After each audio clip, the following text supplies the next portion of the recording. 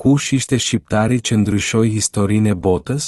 Kush ishte shqiptari që u bë njeriu kyç në rënien e qytetit më të famshëm të mesjetës?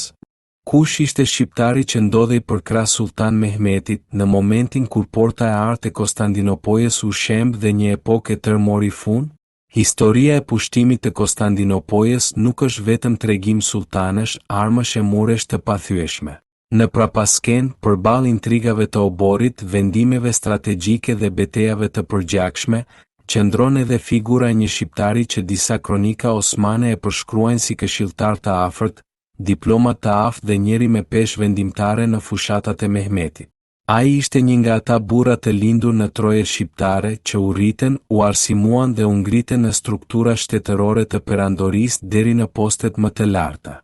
Në oborin e Mehmetit, ai njihej për mendjen strategjike, aftësinë për të organizuar ushtrinë dhe besueshmërinë e pakushtëzuar ndaj sultanit.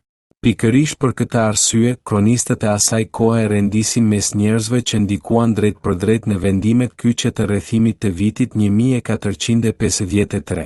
Dhe kështu, në momentin kur Konstantinopoja u dorëzua dhe epoka e Bizantit mori fund përgjithmonë, pranë Mehmetit ishte edhe ai shqiptari që historia nuk e përmend shpesh, por roli të cilit ka qenë i padiskutueshëm në transformimin e botës mesjetare.